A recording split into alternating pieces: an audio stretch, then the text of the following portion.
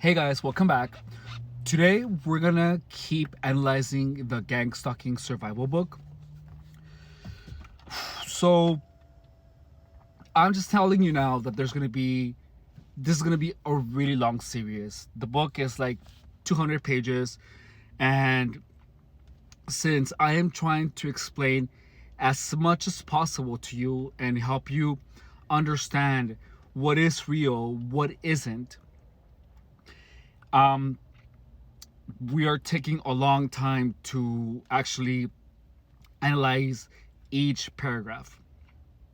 So we left off at loss of friends.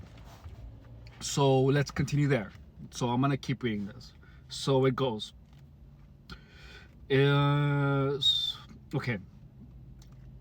Loss of friends because of rumors or direct control. The perpetrators take over the friendship and social life of the TI. They're always rude, they're manipulative, and not real friends. So this is where we left off. The loss of friends does apply in the aspect that if you're getting gang stalked, you're going to be suspicious of everyone. And so keep in mind that you have been manipulated to perceive some things that are completely normal as part of gang stalking.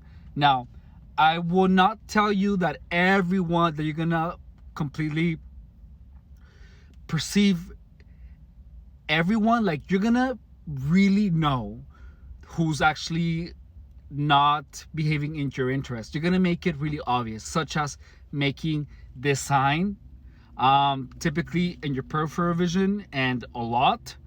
Also, if they are doing really sketchy things, like if you're hanging out with someone and they make you feel confused, they're doing weird things, and if someone is doing things to cause you to feel suspicion, then it is highly likely that they are gang stalkers and they just trying to get a hold of you only to further perpetuate the gang stalking operation. Now, the best thing that you can do at this point, if you're just starting, is to literally just block and stop hanging out with everyone that is causing you to be suspicious. With time, you're gonna learn how to not, how do you say, how to see it for what it is. So keep in mind that there's also people who are participating who do not want your demise. Keep that in mind. And this is the thing, the ones that are participating, in my case, I'm gonna give you my example. In my case, the pawn gang stalkers were the ones who were not acting like gang stalkers when I was sober. To the pawn gang stalkers, it is a drug treatment program thing. So the malignant gang stalkers are gonna try to push you to use more drugs so that your gang stalking gets worse. So and the other ones, the pawn gang stalkers, they are going to just completely stop whenever you are not engaging in the behavior that they're being told to. So you can figure out the narrative that they're building up by, for example, if you're sober or if you didn't do something and your gang stalking stopped, that is the thing that they're trying to get rid of on your behavior. Also, so that's like the rule, and that makes sense. That's the one thing that they can use to make you believe that it is all because of drug usage. So that it can actually be the truth for the pawn gang stalkers, but for the malignant ones, they're going to try to pull you back into the drugs. So the malignant gang stalkers are the ones that you have to really, really watch out for. And Take your time trying to differentiate who is who. Do not say anything. Do not blame anyone of doing anything. You are only going to make yourself appear like you're crazy. All right? And they're going to gaslight the hell out of you. If you saw something and you know that they're doing it, even they're going to, I'm telling you, just don't confront them. Don't say, why are you doing this? Blah, blah, blah. They're going to be like, what are you talking about? It's the hardest type of gaslighting. So one time I was I was getting a hotel room, and there was someone behind me, and literally I was turning and they just went like this, like behind my back, and I would only be able to see like their hands with a peripheral vision, and I would turn around and I just completely ignored it. And then he just went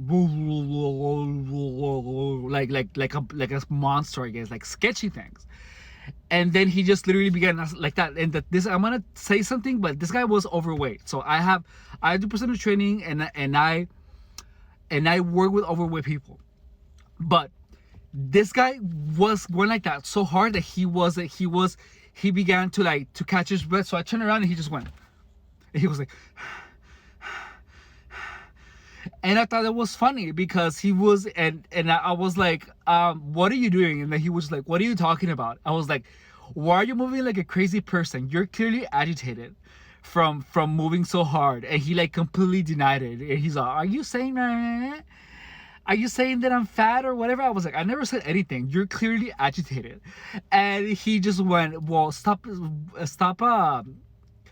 harassing me. I have no idea what you're talking about. You're crazy. And then he just turned around, but I found it insanely comical because he was just doing like that so hard. And I literally saw him like go like that, and I saw his arms go pull back. But even as obvious as it might be to you, they're gonna deny it. Period. They have no shame. That's the rule. They're never gonna admit to it. Regardless of how in your face it might have been, they're never gonna admit it. So keep this in mind. Rule number 1 for TIs: never confront the gang stalkers. Now, so they are going, your job is to separate the ones who actually want your demise and the ones who are actually on your side and think they're doing this to help you. So it's a drug treatment and it is torture at the same time. It is both. Now, it is not the right way to go about it. It just isn't. It would be a lot better if someone would tell you, you know what? You're behaving in a way that is incredibly destructive for you and for everyone else, so you need to stop it. Someone could just tell you that. You know what I mean? And that would make things so much easier instead of going up making this whole big ordeal.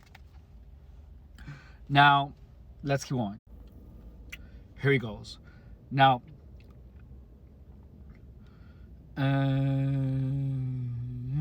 creating symptoms of mental illness, voices in the subconscious, V2K, trying to describe what is happening for others, putting the individual in psychiatric care, creating symptoms of substance abuse, tampering with food, drugs, poisons, or medication, blurred vision, red eyes. They spelled red eyes as read eyes on this manual. Disorientation, headaches, memory loss, difficulty talking or making sense, destroying the targeted individual's reputation. So, creating symptoms of substance abuse. Is there anyone here that has been gang stalked who hasn't had a substance abuse problem?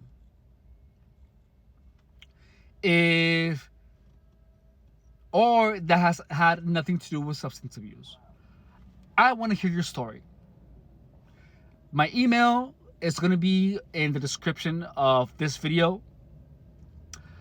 I want to hear your story. So I am trying to collect as many data points to make this a playbook for everyone who has ever been gang stalked. I need more information from people who have actually gone through it. I'm not gonna believe everything that you tell me. Let me tell you that, and I'm gonna be hard on the on zooming in on the details of this. I want your information as detailed as I'm making sense of it here. And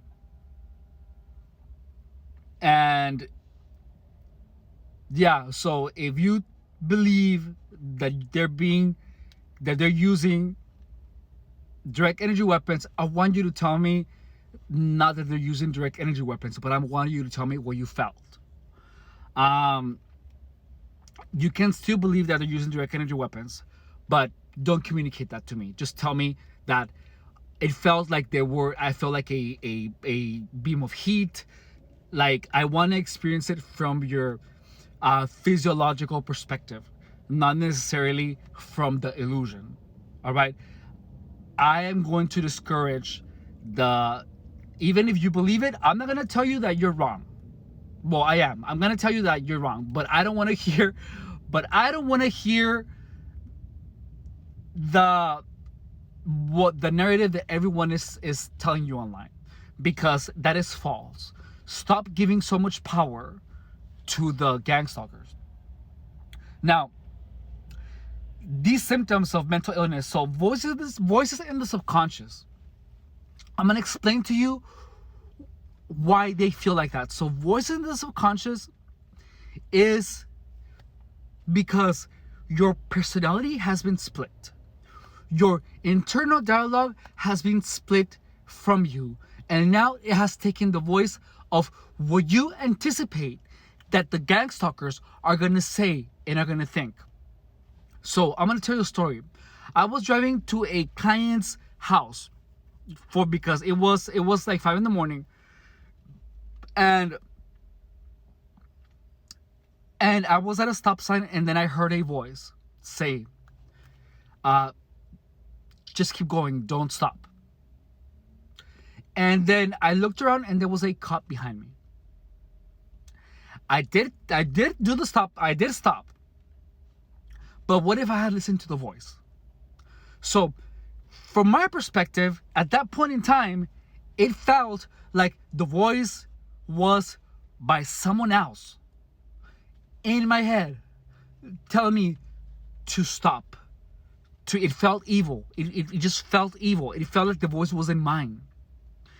And it told me, it felt like if the voice told me to stop to not stop at the stop sign, because the gang stalkers knew that there was a cop there. Maybe he had to do with a direct energy weapon projecting the voice into my head, projecting the thought into my head, the voice in the subconscious via V2K, via voice to skull. But the truth of the matter, the fact is that I had been dissociated from my internal dialogue. My internal voice had been out, and the thing is that I had the idea. So that, remember when we spoke about about the structure of the mind? So there are ideas that you have that are so far away in the third sphere of thought that you don't hear them, but they are close. They're so close to the second sphere that they're out of your internal voice. So the gang stalking dissociates the third sphere from you, but some thoughts are gonna be touching the second sphere of thought, which is what that your mind starts translating that into another voice. So it is going to feel like the voice wasn't yours. It is going to feel that it was a voice to school, but it wasn't. That was actually my own thought projected at me. And because I had the narrative of Gangstalkers, I immediately interpreted it as it being a voice of someone else because this voice was so unfamiliar. But listen, if you're getting gangstalked, you're gonna be experiencing a lot of unfamiliar experiences, which will lead to you having unfamiliar sensations, unfamiliar voices, unfamiliar trains of thought, unfamiliar ways that your mind is gonna start behaving because you are being harassed in unfamiliar ways. So make sense of this. They don't have voice to school technology. They don't. Do you really think that they're gonna be spending it on me when they could be using this to freaking do this to Donald Trump to make him go crazy and then just end up in the freaking psychiatric ward? Do you know what I mean? They can do this to criminals to make them just kill themselves. Do you know what I mean? It makes no sense. So, the voice of school technology isn't a unfamiliarization of your own mind, and this is disassociative of yourself is what is happening to you. The gangstalking experience gives gangstalkers a voice in your head, literally. So the voices of the gangstalkers began by you assuming what the gangstalkers are gonna think. So you have an anticipation of what the gangstalkers are gonna say, and you build it in your head. That's exactly what it is. You start hearing your anticipations of what the gangstalkers would do. So if you hear a gangstalker voice, if you're hearing voices, just know that it is not that gangstalkers have produced that voice in your head. They have, but it is not V2K. It is all in your head. You are starting to have an anticipation of what they're going to be thinking, of what they are going to be saying. That's why it feels so alive, because it is your own anticipations that you are vocalizing in your head the narrative of them. That's why it feels like it's their voice, because in a way it is, but it is not by technology. It's by manipulation. So gang stalking, they will do things to make you believe that you're being poisoned, but it's in the rules. They can't poison you. When you're getting gang stalked, your nervous system makes true of what you're thinking. So if you believe that you're being poisoned, your nervous system will kind of produce effects of you being poisoned, not necessarily you falling sick. No, but of you maybe shaking, of having weird sensations that are unfamiliar to you. Your nervous system is going to become very sensitive to your thoughts, and it's going to manifest anything that you think.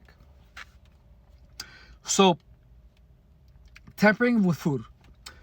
There was a time where I believe they tampered with the Gatorade that I was drinking, because I went to CVS Pharmacy on Southern Boulevard in Imperial Beach, and it was my lunch hour, and I went to grab a Gatorade. I was using drugs by then. So then I remember I grabbed the Gatorade, and then there was a gang stalker like this, like if they were talking on a microphone on a corner, and he said he grabbed the Gatorade, he grabbed the drink. That was the flavor that I always grabbed, and I turned it back, and it had a sticker underneath. And I was like, I took it anyways. I believe that they put the sticker there. It was like a straight sticker, just a weird sticker with a straight line. That was very unusual. But I mean, I felt like I grabbed the right one, because I had never gotten a freaking Gatorade with a sticker underneath. That was just weird. But in reality, it just was that. It just had a sticker for no reason whatsoever. So if I wasn't being gangster, I would just peel it off, and think nothing of it. But since I was getting gang stalked, I had that belief. So I drank it, nothing happened, and I went to work and I had terrible gas. And I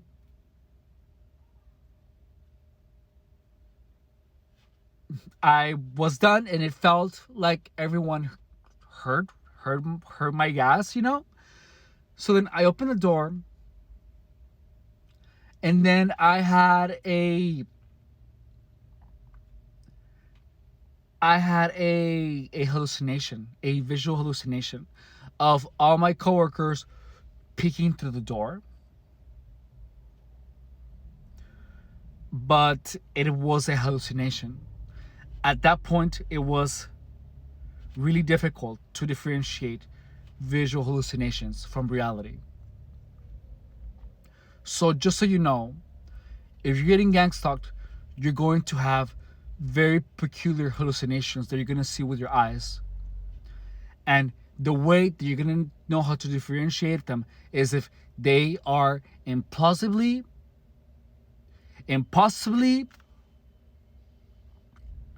aligned with your gang stalking narrative. Because reality isn't. It's when you're connected. When you're connected. Remember my video about connection? About being connected? When you're connected, you're going to start to see things. And it's going to be really uncanny. And it's hard to actually see, to notice at the moment that you're actually seeing a hallucination. You're going to see some things that are almost impossibly real. All right? Especially if your mind is tired. So they won't drug you. There's no such thing as tampering with food. They can imply, such as what I told you. Oh, he got the right Gatorade. And I believe for a little bit that I was poisoned. That they had put some type of liquid to make me have gas. Especially because then at work they took it away. They took away my Gatorade because I didn't finish drinking all of it, and I thought they must have put a lot of poison in it. So they took it away so that I wouldn't finish drinking it. But the truth of the matter was that it was almost empty. And they just threw it away because they were cleaning. The effect that this belief had on me was that I went to the grocery store and I went to El Super, it's called. And that later that day, and then I felt like if everything had been poisoned. And then I remember I went and grabbed an apple, and the apple had like a cut on it, very similar to the sticker. And I thought that, I was like, damn, I grabbed the right one again. But I told myself, I'm gonna eat it anyways. Because I know that they didn't tamper with my food.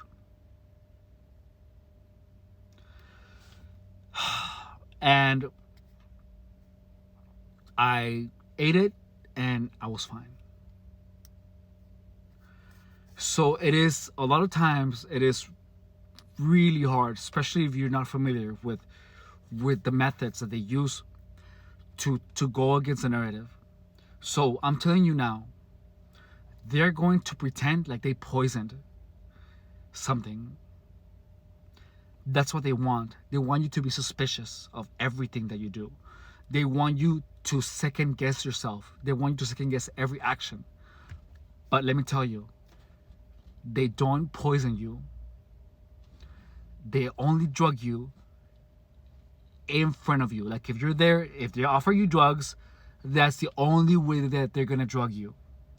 but they are not gonna poison you unless it's Scientology or unless you're fighting the Russian government.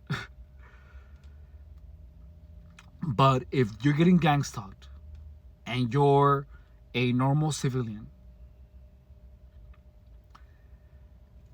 don't worry. They might make you try to do their best to make you believe that you're gonna get poisoned, but you're not. So the person that wrote this was still under the illusion of gang stalking.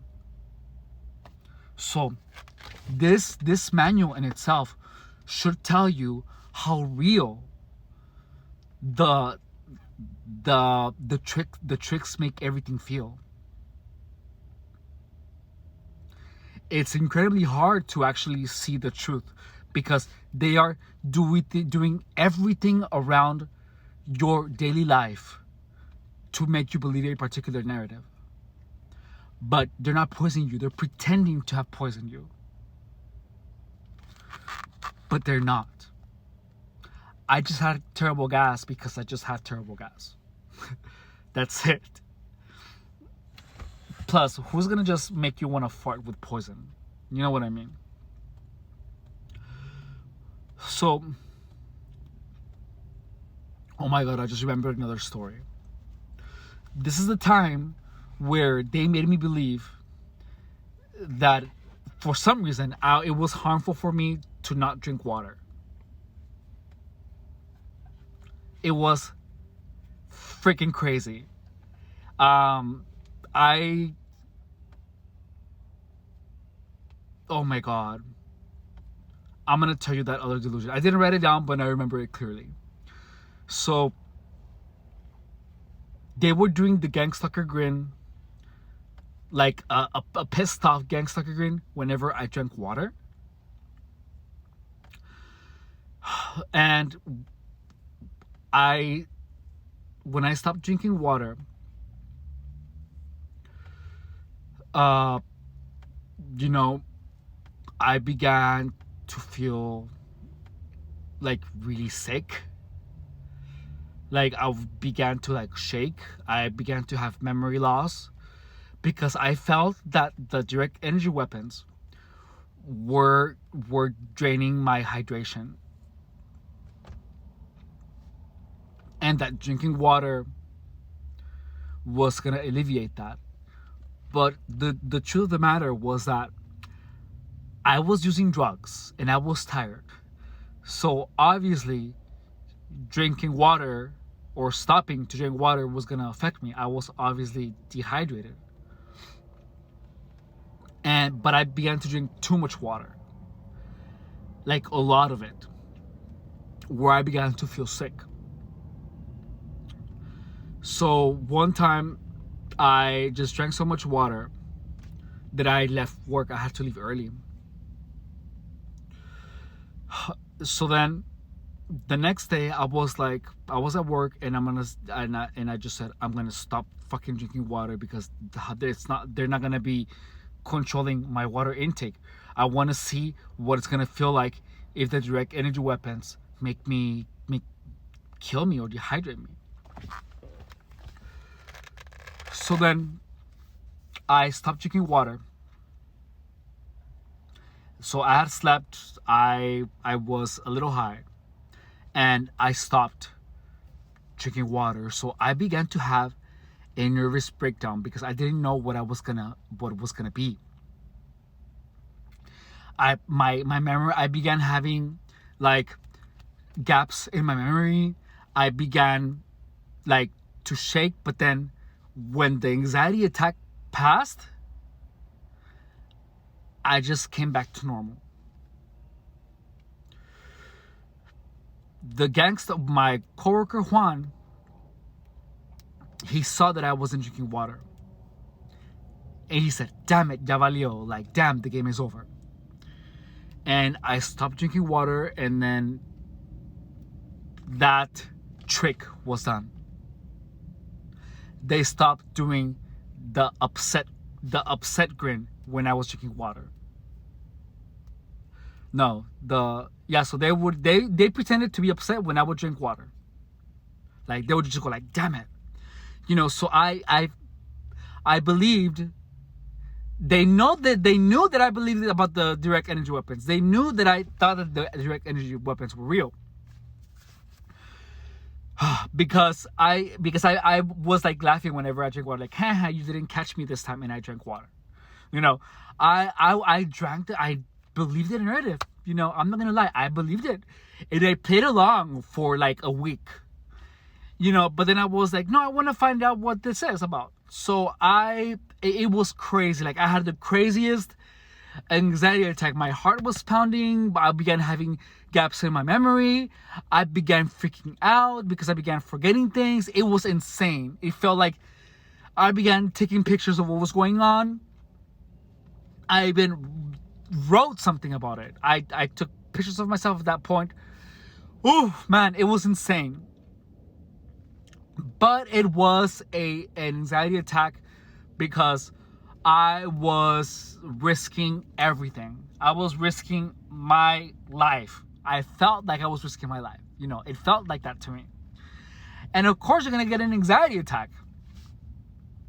But nothing happened. And then after that day, when I just didn't drink water, when I just stopped drinking water, they knew that the game was over. That's why Juan said, damn it, it's over. And after that day, when I went through that, Juan saw my anxiety attack. He just said, dude, are you okay? And then I just like, boom. I told myself, Efren, act like nothing is happening. Like nothing happened. I was like, oh yeah, sure. Why do you ask? Like nothing had ever happened. And that was the end of that game. Gangstalking is like a bunch of little games, bunch of little narratives where you're supposed to feel like the badass, because you're surviving everyone against you. But in reality, they're making a fool of you. Yeah. Next. So blurred vision, disorientation, headaches, memory loss, difficulty taking or making sense, destroying the targeted individual reputation. So when I was having all these effects of the narrative, the anxiety attack, so that's what it was. It was an anxiety attack, but it was a really, really intense anxiety attack. And I did my best to act like nothing was happening. It was obvious that I was having an anxiety attack because my coworker asked me, are you okay? And I said, oh yeah, why? What are you talking about? And so yeah, even if you're having the worst anxiety attack, take a break, do nothing. Don't start taking pictures of things. Don't do anything. I did that, but that was the only time that I did it, because when I figured out what the narrative was about, then I was like, oh, okay, that's what's happening. Now, creating symptoms of insulin-related diseases, pain in the spinal cord, back of the head, terrible headaches, high blood sugar levels, enormous fatigue, creating early retirement or poverty because of inability to work. All of that has nothing and everything to do with gang stalking. Nothing to do with the gang stalkers because they're not doing anything directly to you. But they can cause your inability to work because of the discomfort that is happening. They will cause you stress, and all these symptoms of insulin-related diseases, pain in the spinal cord, back of the head, terrible headaches, high blood sugar levels, enormous fatigue, all of that is happening because of how you're treating your body. So, if you're getting gang stalked, sleep, rest, don't do drugs, and the symptoms will go away. So creating symptoms of hormonal balance, they did get this right. Say that you take supplements of minerals and vitamins and take care of your glands. True. But you should always, taking care of your glands isn't necessary, just take care of yourself. Creating symptoms of dementia because of apparent difficulties sometimes to express one's feelings and thoughts, memory problems when the attacks are enormous. When you're under anxiety, your memory is gonna fail. Period. On the next video, we're going to cover physical sabotage, the use of direct energy weapons. Thank you for watching.